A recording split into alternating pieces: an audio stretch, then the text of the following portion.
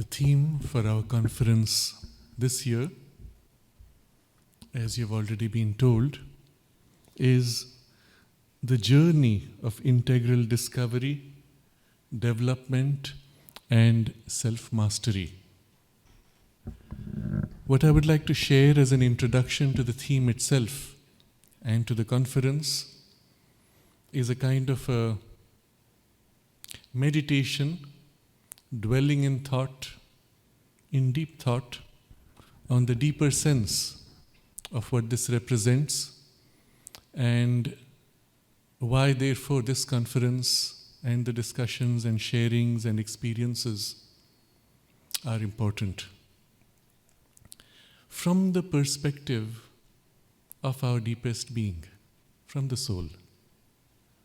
Because this is a time when all of humanity is in a transition, an evolutionary crisis, where the past is breaking down more rapidly than we can manage.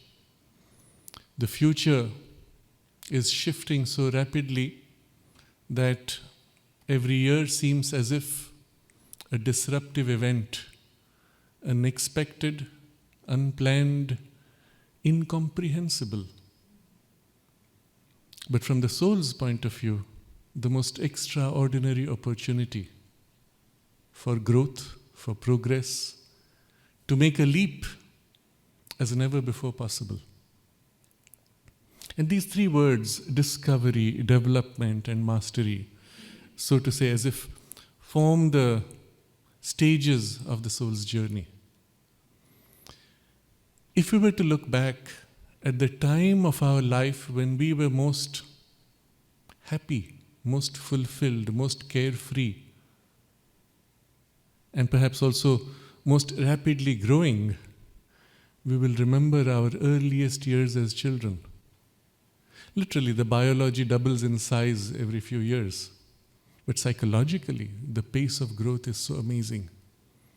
When you watch a little baby, newborn, as he learns to coordinate his senses, learns to crawl, learns to stand, learns to speak, becoming more and more independent, literally you can see day to day the growth.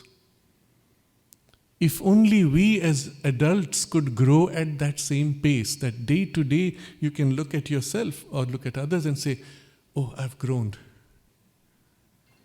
What would that life be like? And therefore it's so useful to go back to that time, because that's the time when the soul influence was most in front. Because the personality and its layers had not yet formed or become rigid, to conceal, to suffocate, which is our condition today.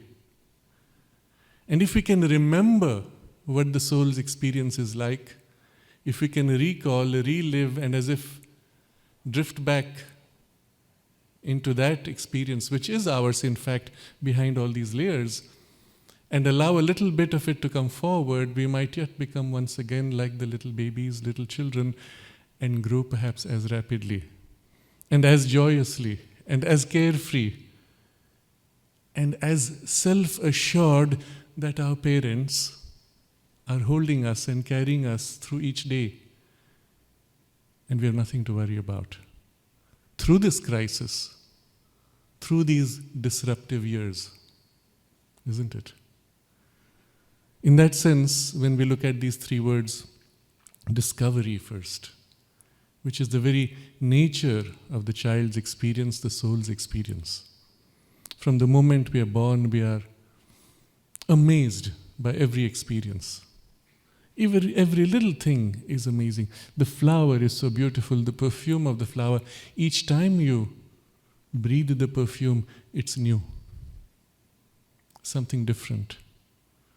And every little thing you notice, you ask, how, why, when? Because you want to know. And each time that you discover, each time you learn something new, you have, oh wow, the child's joy of discovery. And we realize from the soul's perspective that the whole universe is built to be discovered. It's like this gigantic, you could say maze, or you could say hide and seek, game of hide and seek, where everything is there but covered in layers and layers. And each layer, while it conceals, also reveals just enough to draw you and tempt you to want to explore and remove the cover, remove the veil, to see what's behind. Isn't it? When you see the flowers from far, the colors attract you. When you come closer, the perfume draws you. And you're led to touch and receive. At which point perhaps something deeper flows into you if you're sensitive. Or some part of you then leans to identify and experiences the flower and its psychic vibration, which it evokes within you and draws from within you. And so it's as if you're drawn to something and you discover, and it draws you deeper, and you discover and discover, removing coverings. And it's as if the universe is built for that. As if the divine hid itself into so many layers, in so many different ways, in every possible variation, and yet you notice no discovery is ever the same, wherever you may be. If you could recall all of the lives that you've been through across the last, thousands, perhaps millions of years, in every life it has been a new growth, a new discovery, isn't it? Nothing is ever repeated. And it's as if every person's viewpoint is somehow so uniquely distinct that you actually need to change bodies and switch viewpoints across cultures and civilizations, maybe across planets, to experience the world in so many different ways. So from the soul's point of view, this whole movement of discovery is perhaps the first movement of its joy and growth in knowledge. And every step of that growth is a burst of delight. And the interesting thing is, because the universe in its very essence is infinite and eternal, this movement of discovery is unending. And you could grow as much as you wanted, you would still have an infinity remaining. So from the soul's point of view, it seems as if this is the most wonderful puzzle, because it will never end and each step will be somehow greater than anything you could imagine. So this is our first movement in a multi-layered reality, multi-gradations of reality, and then we discover a deep interconnection in which everything is somehow related. And so our discovery widens, becomes more complex, more rich, heightens in gradations of consciousness. And at some point we realize that what we are discovering outside is perceivable because something inside us corresponds to it. Or rather, when you have the joy of discovering, something within you awakens which corresponds to that which you have just discovered. When you appreciate the beauty of the flower, something within you feels and knows that beauty and softness and tenderness and that psychic vibration. It awakens within you. Or you may say, because it was there within you, you were drawn to want to feel and reach out to the flower. So there's a correspondence of something happening inside you with what's happening outside you. And the more distant the call and the experience you have, the more deep it corresponds to within you. And so a double movement is seen, an external movement of discovery and an internal movement of discovery. And the two seem to correspond to each other. You observe someone's behavior and you don't understand why is he behaving this way. And then you experience the same situation and you behave the same way and you say, yes, now I understand. But the next time when someone behaves strange, you try to feel what they are feeling and you say, yes, now I understand.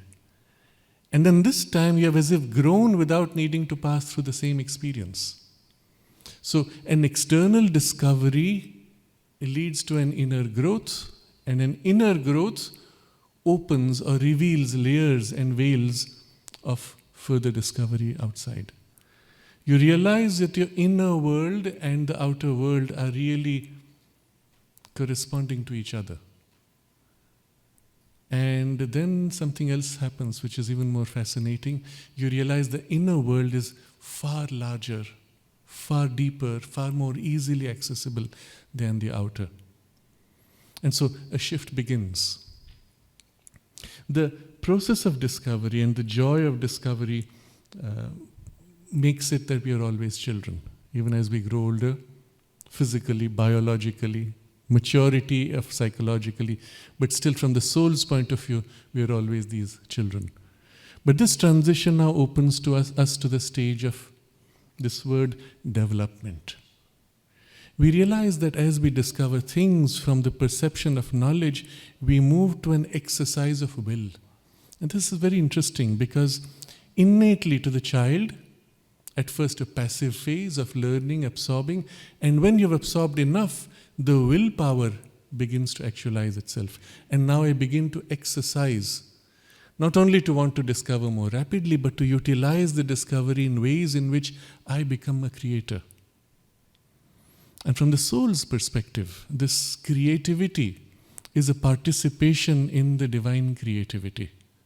If the whole universe was one gigantic divine work of art, or work of music, or work of architecture, whatever way you look at it, we too are participants in that creativity.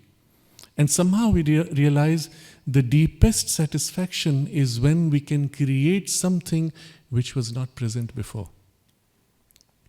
To repeat what was there is a stage we go through as children. You look at a picture and you copy it. But to create your own image, your own music, to sing your own song, to create your own life and experience is the deeper sense of it, the deeper sense of this creativity. It's as if we become miniature participants, co-creators with the divine as children of the divine. And in that we discover we have also, corresponding to the circumstances outside, powers within us. We are as if drawing ourselves out like a flower blooming. We grow, revealing, discovering layers and layers of powers and capacities. And so the journey of life goes as if into a second phase in which we become young adults, young creators.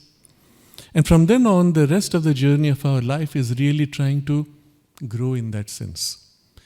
If we lose contact with the soul's influence, let us say, as happens inevitably at some stage or the other in our life, we tend to forget why we are doing this. And the surface parts of our nature, mind, emotions, desires, ambitions, or some fixed idea or obsessions, tend to determine the direction of this drive. Having done this, been there, done that, exhausted ourselves, the shock of life forces us to see, but why? What am I really looking for? I'm still not happy. I'm still not doing what I want to do. And what is it that I want to do?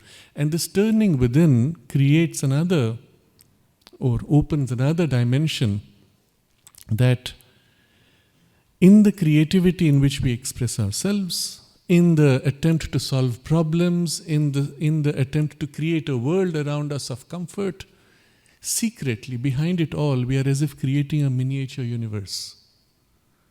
A universe which would be a reflection of what we are within. You can look at it in many ways. At a very superficial, physical level, your home is your little universe, isn't it? When you come home from the struggle of life, you come back to rest in the world that is as if an extension of yourself, or as closely as you could make it. And if something is not right, if it's out of sync, you bring it back in sync with what it should represent. Or if you grow too much, you look at your home and say, oh yes, this all belongs to the past, no more interesting. You throw it out and replace it with what corresponds to you today. So your home becomes like a miniature universe expressing yourself, which if you could, you would want to extend into the whole universe. Your whole universe could be your home, right? But you can't, because it bangs against your neighbor's home and there's a boundary. Or it takes a more subtle form, a more refined form. You are now the artist, the musician, the architect, the creator of software, or whatever it is you're doing in your work, in your business. You're creating something which represents you and so gives you deep satisfaction, because you're as if expanding yourself, extending yourself, and this world of your creation is what you share with others. And to the extent that it serves them and nourishes them, it gives you great joy. And after a while, you begin to peek into their worlds. What's your world like? What's your experience like? And this overlapping of the little universes that we are begin to become a kind of a mutual nourishment. We grow, we develop, we help others develop through this mutual nourishment. And this blending of the universes, unifying, joining together, combining in various ways, makes for the richness of our, let's say, growing life of development. Just look at this present circumstance where we are seated in this beautiful hotel room. There was somebody who came here and created this space for its, let's say, most material circumstances, building the wall, the engineering, design, the architecture, conception, and then the interior decorator. Each brought in their own sense of the universe that they wanted to express and blended it together, weaving it together to form this unique experience, which was perhaps orchestrated by the orchestra director of the person who's creating the hotel space. For a unique experience that you will have as you come into this space, isn't it? And then someone comes and creates the music, the sound circumstances, and the beauty of the aesthetics, and arranges the photographs to create an atmosphere.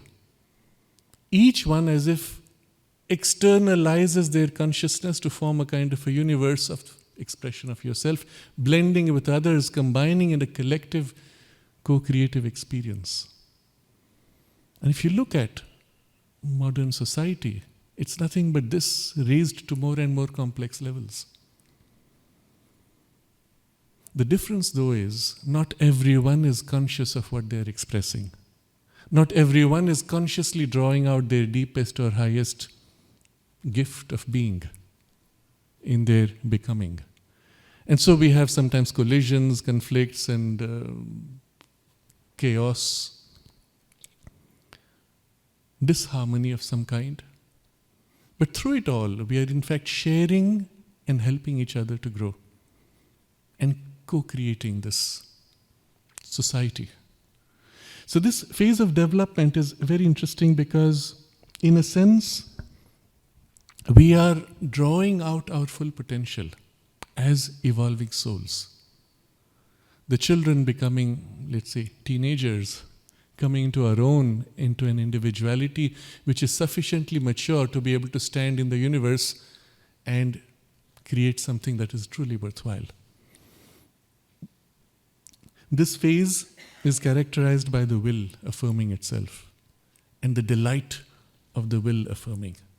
If the first phase of discovery was the knowledge and the delight of discovery, this phase is one of will and the delight of expression of the will. Take it a step further, logically. Where does it go? The will itself, how far can it go? So if you look back at the first phase where discovery was an ending, because the potential is infinite, the affirmation of your will and the potential of what you can draw out from your own being is also infinite. From the soul's perspective, we are each one of us like a seed of the divine consciousness, with the full potentiality of the divine consciousness here held in a seed. The analogy is perfect as a tree and the seed. The seed may look so small, and yet it can become the entire tree, and yet uniquely the entire tree, isn't it? And so our soul is as if a projection, a spark of the divine consciousness entering into this whole experience, at first as if a fragile spark, but then growing to come into its own and then unfolding itself to become the whole tree. How far can it go? Infinitely. What can it express? infinite potential, infinite qualities. If the originating divine consciousness bursts to become this whole universe and all possibilities of the universe, and not just the universe that you see, but the gradations of the universe that you do not see. From a very physical point of view, if you look at the universe with eyes which are different from our limited human sight, a bird's eyes, a butterfly's eyes, or a snake's eyes, they can see into the infrared and the ultraviolet. And perhaps there are other creatures, or we could conceive of them seeing into the radio wave frequencies. And if somehow your sight could extend to expand into the entire range of electromagnetic frequencies, what would the universe look like? You would see everywhere light upon light upon light upon light, infinitely. And yet richly diverse in frequencies, colors, and ranges of colors in a constant weaving dance, flowing, infinite colors. And you would hear, as they say, the music of the spheres, every planet, every object, every atom resonating, chanting, humming, singing, and the entire universe as this gigantic orchestra of infinitely billions, centillions of music instruments resonating. What would you taste, smell, touch? You can just conceive of that. And from the soul's point of view, it is towards this full experience of reality that we are growing. Not only to know the reality, but then to exercise, to will, to manifest possibilities which have so far never been expressed. Still waiting. As in the divine origin, they await. Within us, they articulate. And so, in a sense, again coming to a very mundane example and looking at it from the perspective of nature, nature could have built this beautiful bouquet, for example, brought in flowers from various different kinds of plants. But for her to build this, she would have to bring all the seeds of those plants in one tiny space, have them grow in a weaving form, and somehow come into this beautiful bouquet. And the sand here, which would be the vase of glass that you see, beautifully shaped, would have to be hit by a meteorite to be made into a piece of glass, and then shaping it through millions of years of slow carving from rain and wind, little long. So what she did is she created this little body and the brain and the human being and said, okay, you'll be my little toy and instrument, and she made us build it and put it together, right? We're not conscious that we are instruments for nature and for a deeper divine will and purpose, and of course our soul hidden behind, of which we know almost as if nothing. But the same divine creative power that bursts out to become all these planets and all this beautiful nature also works through us to create all these things, including some of the very ugly things which you might find occasionally all around. That's also part of the play. From the soul's point of view, though, there's nothing ugly. Nothing essentially ugly, let's put it that way. Because within that ugliness is concealed something else that's waiting to emerge. And so even the ugly thing needs to be as if disentangled, unwarped, untwisted to become what it's truly meant or is in essence or in potential. So even though when we are not conscious of the soul's creative influence within us and we are creating things which may not be so perfect, it's still part of the divine creativity that's working through us, and through it all we grow, we develop. The question, of course, is it who is developing, who is growing? And while the whole outer personality develops in skills and capacities, can become very talented, can become very powerful, can become knowledgeable, the soul within grows secretly, indirectly. But if our entire life journey could be aligned to the soul's aspiration, then the soul could grow much more rapidly, much more completely, and fulfill itself in this external growth. The difference is enormous.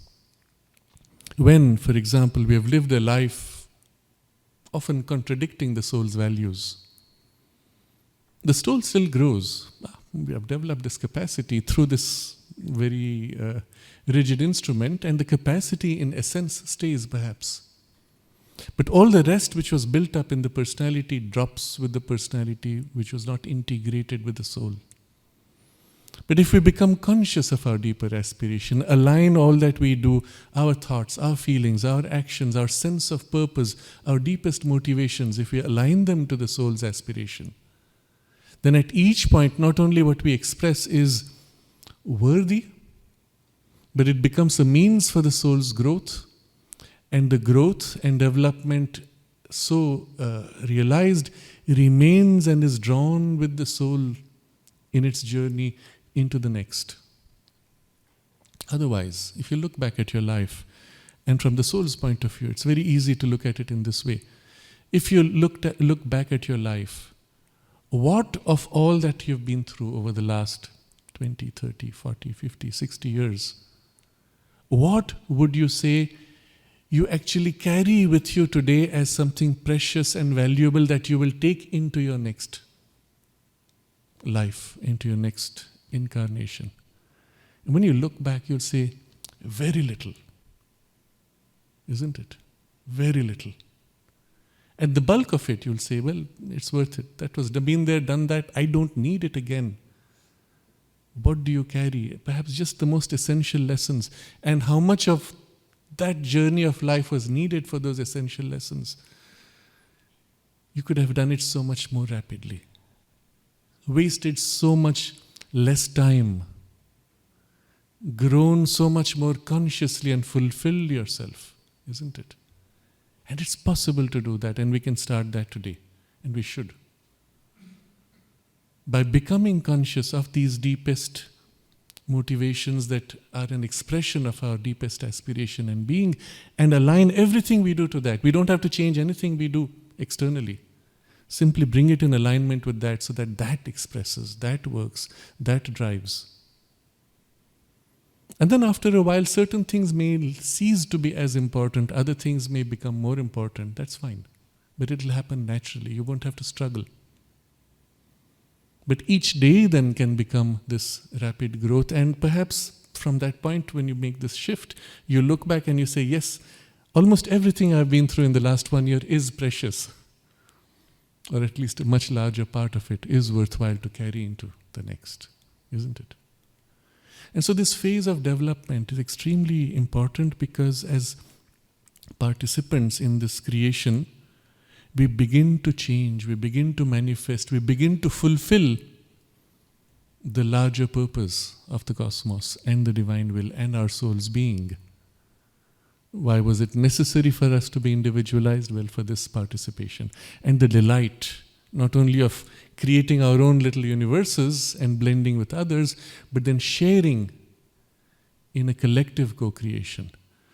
The mother makes this observation that in a sense, the whole point of the universe and this fragmentation of consciousness was necessary, or the purpose of it was to have this multiplicity and the coming together of the multiplicity. The reunion with the divine consciousness in the blissfulness of a union as distinct from the blissfulness of an identity. You could have stayed in the divine immersion. It's blissful, wonderful, Satchidananda. Great. But you separate, form, create, emerge, grow, perfect, and then when you rejoin with the whole and experience the whole from such a consciousness, this union with the divine consciousness is a bliss far more rich. But not only with the divine in the origin, but with the divine in each one. There's a very interesting aphorism of Sri Aurobindo. I am sorry I won't be able to quote it exactly, but it goes something like this. If you want to really appreciate the sense of the bliss of the soul's growth, he says, if honey could taste itself and taste each drop in the hive and the entire hive as a whole, such would be the sense of the bliss when we join, first discovering yourself, discovering the divine in others, and then enjoying the immersion in the totality of the divine presence. And you can see the sense of richness in this multi-layered, multifaceted delight. And so this whole phase of the development is full of possibilities and extraordinary joy. But towards what? What is the extreme? What is the limit? How far can it go? How far can your individual universe be expressed? And so that's where we come to the third term, which is the mastery. And this is where the whole journey moves towards its phase of perfection. We have in our mind's conception an idea that perfection is something you reach as an end. Now that I have become perfect, well, there's nothing else left to do. But remember, the universe is not built like that. The universe is this infinitely layered possibility, not only for discovery, but also for self-expression. So perfection is not an end, not a form, not a finishing line.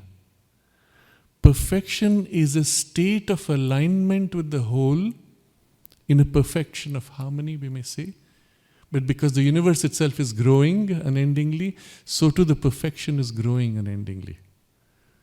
So to be in perfection is a state in which, well, we are aligned, let's say, to the divine will, if to use a different vocabulary, or the soul's truths, and we grow with that towards as if an absolute, towards as if a divine perfection. In a sense, you could say we never reach it. But that's not true either. Because there is such a consciousness in which you are one with the divine oneness, in a way in which you live in the divine perfection, but you can continue to grow. It is not a static perfection, it is an evolving perfection.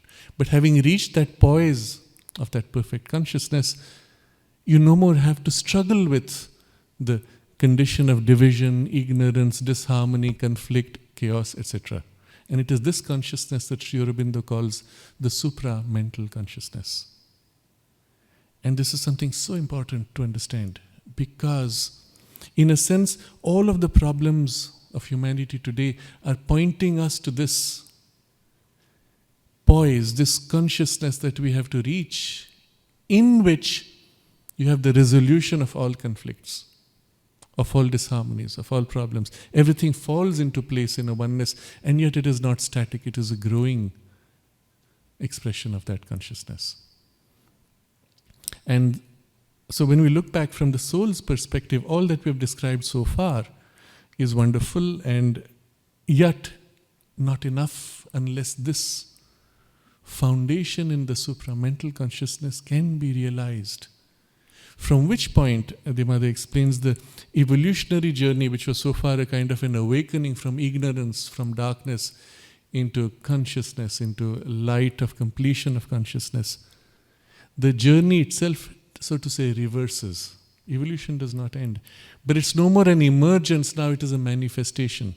Where earlier we grew by expressing ourselves, now having reached this poise, we may say a consciousness of perfection, we begin to manifest the perfection more and more. And the manifestation goes all the way down to the most material parts of our being. Here comes another extremely important distinction that Sri Aurobindo insists upon. While the bulk of what you will find today as religions or philosophies or spiritual paths aim at a realization of some kind of a divine consciousness beyond, and however beautiful, perfect, ideal it may be, it stays beyond. You leave behind the world for what it is. Either you say, oh, it's a domain of suffering, or it's a temporary passage to some beatific heavenly domain, or it is a domain where you work out your karma in order to become free, or whatever the rationale, it remains as it is. And it misses the point of why we entered it. If the soul is truly free, there was nothing to compel it to go into an inferior poise of consciousness in order to just get out.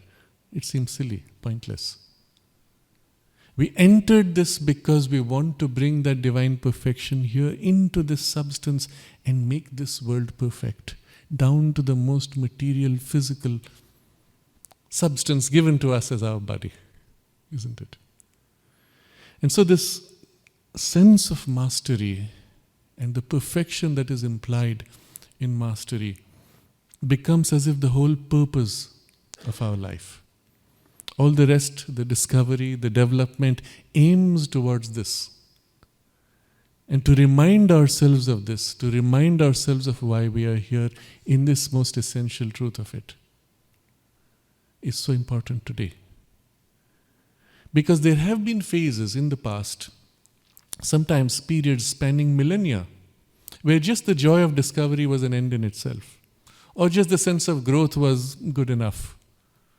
But this is that time when none of these are good enough. We have to focus upon this new step in evolution, this new consciousness, for which the whole of our evolution has been preparing, and the leap that we are now required to take into this new consciousness. And we have to remind ourselves of this and orient everything we do in our lives to this. Because otherwise we've missed the point of this life. We've done that before. We have taken those long strolls wandering around and enjoying the growth and the joy of growth. But here is a time when you have to make a conscious leap. And it does not matter if you can complete it in this lifetime or not. That nature is preparing for this leap. And in nature's terms, a couple of 100 years is nothing in evolutionary terms. So maybe we will have to span it across 1 or 2 or 3 lives, doesn't matter. But what we do now will give us the basis on which we can continue in the next. And therefore, irrespective of whether we complete this transition in this lifetime or not, we have to do everything we can to grow towards this. And this is so important. We have to remind ourselves of this every day, if you can. This is why we are here. And you may call it by any name, and the ideal consciousness, the divine consciousness, the divine perfection, the supramental consciousness, Vijnanam. The term is not important, but what it represents as the next step in our evolution, that we have to hold and remind ourselves, we're here for this. And there are parts in us which already know this in a kind of an intuitive way. In those parts we already are connected to it, and we have to lean into those parts, rise in them in our aspiration, and as if touch that in an intuitive way, in whatever part in us touches. Sometimes something deep in the heart, something deep in the mind, something deep in an aspiration which is indescribable. We know and we are aligned. Perhaps the easiest way in which we can do this is to remember the form in which we can most easily relate to this consciousness. And so when you look back at the whole journey of all these millions of years or thousands or whatever number of lives, somebody was nudging you, pushing you, helping you, carrying you. Isn't it? Like the little child that you are, knowing your parents are there, even if you don't see them, you know they're there. And you know that if you fall, your parents will catch you. You just know it. And it was always like that with the soul. The soul knows, but the soul knows much more intimately, knows itself the child of the Divine Mother. And in a sense, through it all, it was her support behind, or her active help through the circumstances of life, which was leading us. And where we had catastrophes or severe difficulties, it was always the divine hand that came to lift, to protect, to support, to nourish, and lead us through. And because the divine is in everything and everywhere at all times, this is one help that will never fail you. The only thing which can happen, and which does happen very often, is because we cut ourselves off from the help, we forget to call, or we are so closed as to be lost in our own self-obsession, that the help has to struggle to cut through our resistance. But in the moment when we are able to open and remember and reach out, immediately it flows, immediately it lifts, carries, changes the circumstances. And because it is in everything, there is nothing in life and in circumstances which can ever ultimately oppose it. Because the divine is within that also. The Divine Mother's energy is within that also. Even the most terrible and the most horrible appearances of the extreme of what you could conceive of, still carries the divine presence within, and from within there the divine can change the circumstances. Isn't it? And so, to know that which we seek for, the thing which we aim for, this divine consciousness, this supramental consciousness, as the very supramental being, body of the Divine Mother, is one of the easiest ways to relate to her. And to relate to that, and to put ourselves in alignment with that. But we have to conceive of that Divine Mother as not only representing this consciousness, supramental consciousness, but from there manifest in the whole universe, within everything, supporting everything, and put ourselves in her care. And then we come to these two words, entirely and exclusively. Because we are made of so many pieces, so many parts. And if we speak of mastery, we try to master our circumstances, we find these parts are not good enough, not sufficiently developed. And therefore I need to master those parts within myself. And a kind of a prioritization takes place.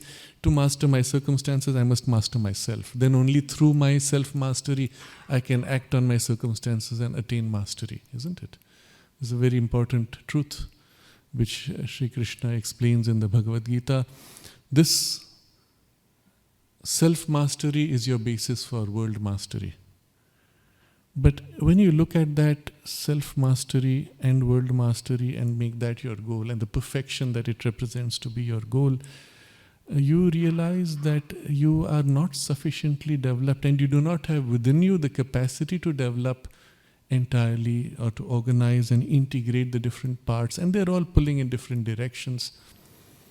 And in a sense, it is only by an action which is greater than yourself that this integration can take place. And that is the working of the Divine Mother's consciousness within you, to which you open and give yourself. These disparate parts, these little pieces which you're not able to integrate on your own, you open and give yourself. And allow her to fill, flow, and harmonize. And this becomes literally the method of the sadhana, the means by which this whole evolution is accelerated, by which she can weld it together and harmonize more perfectly, because she already is that harmony in her consciousness, and so can bring it into you easily, spontaneously, effortlessly. The nature of the path itself now becomes of this kind. It is no more a violent struggle and extreme fight against yourself, against the world, against everything which you see in the ascetic paths.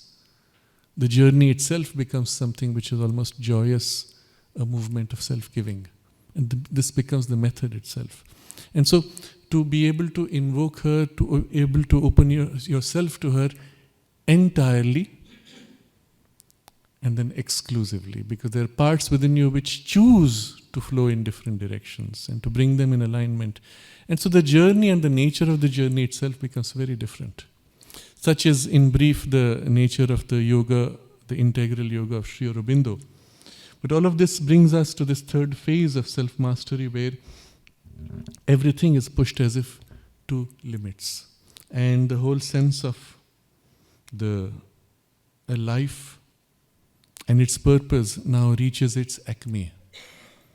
You look back at whatever number of lives you've been through, and you find the fulfillment of all that here, now, in this present effort.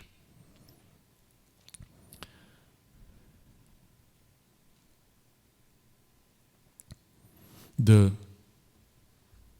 title of our theme, therefore, you'll see each word is so important.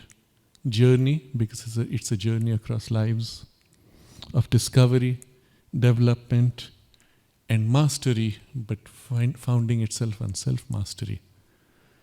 And then this word integral has been thrown in, which changes everything also. Because in all the existing paths, while elements of these things are there, those elements are limited and partial.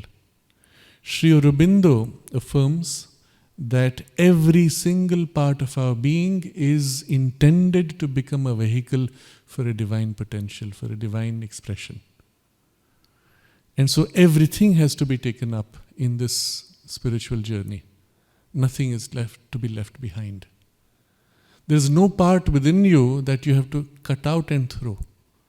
You have to discard distorted forms of expression of a part. Yes, that you discard. But the part itself has to be perfected, has to be divinized. Nothing is to be discarded. All has been built as if by a prior evolution of nature to become an instrument and a vehicle for a divine perfection to express itself. Put in very simple terms, in one of the messages that the mother gave for the program in the ashram for the students, she said, the body is intended to become a vehicle for a divine beauty. Our life energies are intended to become a vehicle for a divine power. Our mind is intended to become a vehicle of a divine knowledge. And the soul, the psychic being, the person we truly are within, is a vehicle for the divine love. And these four, so to say, represent the essential, let's say, divine qualities through which the divine consciousness expresses itself in life. So such is the sense of this term integral, that everything is to be taken up. But integral is not holistic.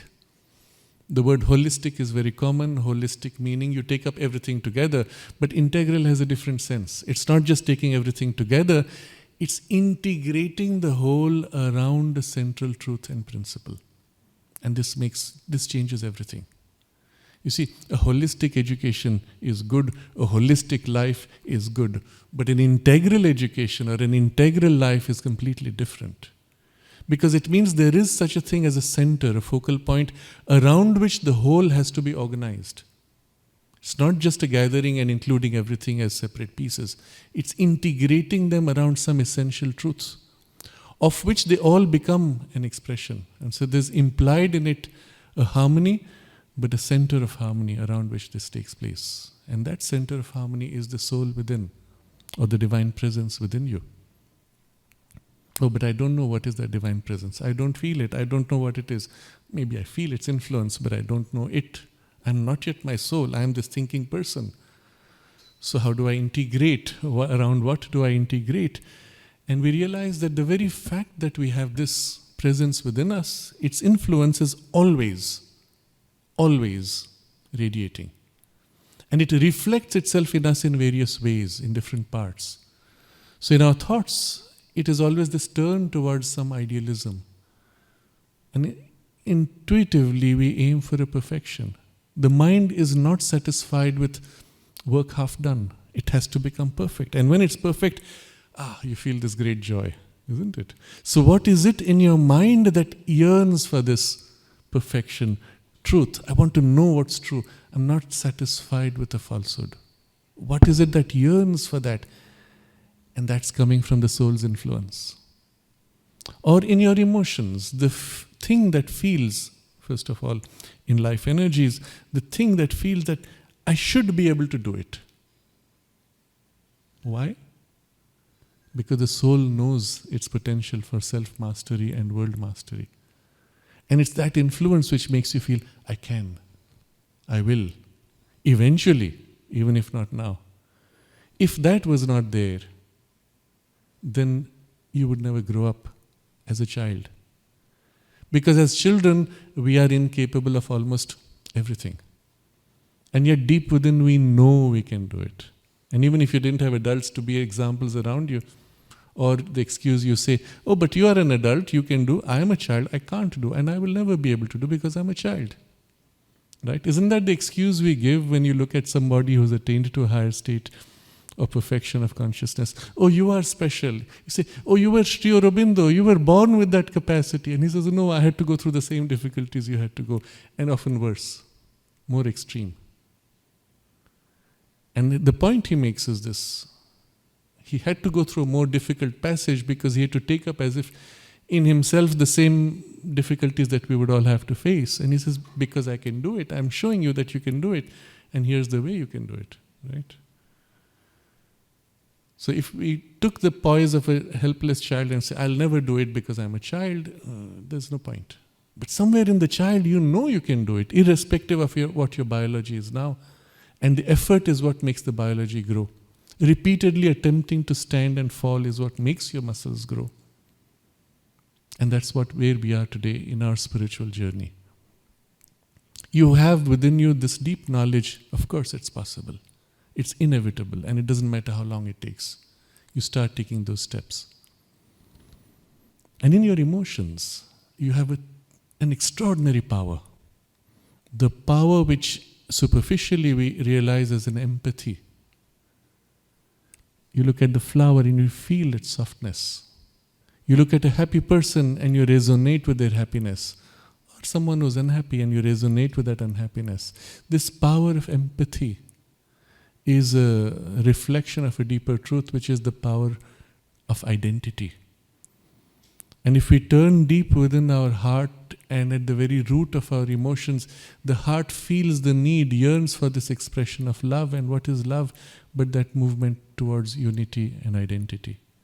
And we turn that to the divine presence, the divine consciousness. And ideally, the most easy to do is to turn towards the love of the divine, who pours to fill the whole universe with love and draws the whole universe in unity by her embrace of love. And so our heart turns in love to meet the love pouring from the divine, and in that spontaneously is this joining, merging in identity, which becomes the thread, the link through which she fills us and through which we give ourselves. And so there are two natural focal points around which this integration of the integral term can be done. One is this part where we feel in our mind this yearning for the divine in knowledge, in an aspiration which is more mental, and we make that the focal point of our whole being, of our whole life. Or deep within, in this turn of the heart, self-giving in love, and we make that the focal point around which we organize our whole life. Practically, it takes a very simple form, or it can take a simple form, or as complex as you choose to make it, that everything you do, you refer to that center. Whatever be your natural center of awareness, whether in the heart's love or in the mind's yearning for perfection, you refer everything you do to that. Initially, you make an effort. Later, it becomes spontaneous. Because each time you align something to that, it becomes obvious. Yes, this feels right. Oh, that doesn't feel right. And you bring it in alignment until it becomes right. And each time you do that, there is this joy of discovery, which leads to the joy of growth, of development, and increasingly coming closer to the sense of perfection and spontaneity of that perfection. So the joy becomes your, let's say, addiction. Your deepest motivation is the joy of this alignment. Each time something falls in alignment, you say, yes, this feels right. I feel more complete. You're more integrated, aligned. The pieces which were disparate now fall into place. And there are ways you can do it. You can do it either frequently during the day, or you can do it once at the end of the day. That before you go to sleep, very simple exercise. You look back at the whole day, review all that you have done in relation to the center that is your aspiration. You look at all that you did. Yes, this part doesn't feel right. That part, okay, that feels good. And when you find something doesn't feel right, you do the correction required to bring it in alignment. Sometimes it is a decision taken, well, you correct for it. Sometimes it is a behavior. I was nasty. I needn't have been. I could have done it differently. And you'll consider, how would you do it differently? What would you do or be that would be more truly you, better aligned to your soul's aspiration? And then take a step. Each time, one step, one step. And over a few days, over a few weeks, you find more and more of you falls into place. And what is interesting is initially you make an effort, but once it starts happening, it tends to happen more and more effortlessly. It's like a magnet now comes forward, and its magnetic field draws everything else to align with it effortlessly. Because the fact that you turned to align to the soul's aspiration, its flow, the gushing of its influence also comes forward more and more because you're inviting it. And as it comes forward more and more, it asserts its influence in your nature and in your life circumstances. Things begin to be drawn and fall into place again effortlessly. You'll be surprised, circumstances around you will begin to fall into place. You will say, oh, I didn't even try, and I got just what I needed. Why? Because that influence is reaching out, and it's an influence of harmony, of love. And as an influence of harmony, it makes things fall into place. As an influence of love, it draws that which is aligned to it. Among your friends, among your circumstances, the response of love becomes more frequent, more natural from others because it goes out from within you. So it becomes as if you, Sri Aurobindo uses this phrase, an engine for the divine's working. You become a focal point for the divine consciousness to be able to work through you increasingly because you become a conscious instrument.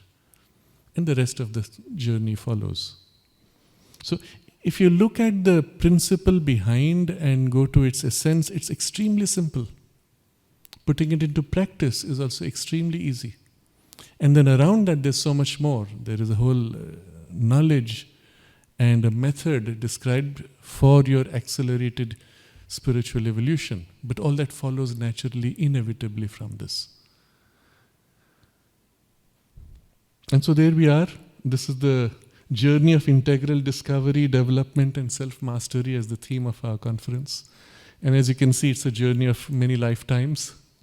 It's the single most important thing that you can be doing consciously in this lifetime and in the current circumstances of the evolutionary crisis.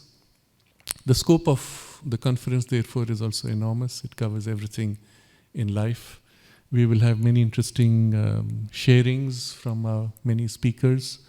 But in a sense, you will have to drive the direction of the flow also through the way you choose to participate, the questions you raise, the interactions we have outside our formal settings through breakfast, lunch, and dinner. And so it's an occasion for all of us to be not only in this shared interaction, but also in a shared aspiration. When you are in your work, when you go back to your work, you will be busy. You will be so busy that you will tend to forget and lose the alignment with your aspiration. It happens. But when you're here, you have nothing else bothering you. So it's also an occasion for a concentrated aspiration. And maybe this evening, when we have all come together, it can be a good start that we aspire together in a collective aspiration. When you go back to your room before sleeping, you sit in concentration, realign with your aspiration, go to sleep in that. When you wake up in the morning, remind yourself of this deeper sense of purpose and the opportunity that you have in this life. Realign to the center of the aspiration. Do that repeatedly, again and again, through these days. And it will be a kind of an intensified, accelerated phase of deeper spiritual practice, so that when you go back, the rhythm will already have been set, and you'll go back with the new rhythm, and you won't lose it. So let's take these few days as an occasion for a conscious, concentrated spiritual practice, and then whatever happens in between will be that much more amplified because of the shift in our consciousness. I think that's all I had to share as a meditation on the theme. We can close with a short concentration in this inner shared aspiration. Invoking the Divine Mother, her love, and giving ourselves in love in an entire and exclusive self-giving.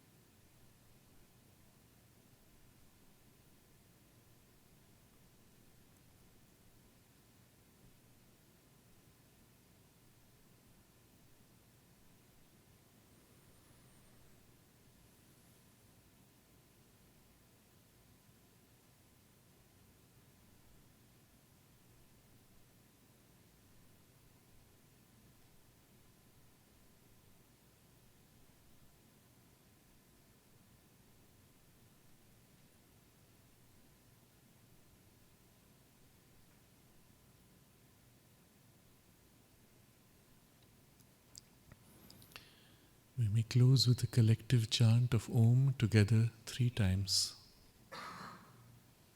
articulating our collective aspiration.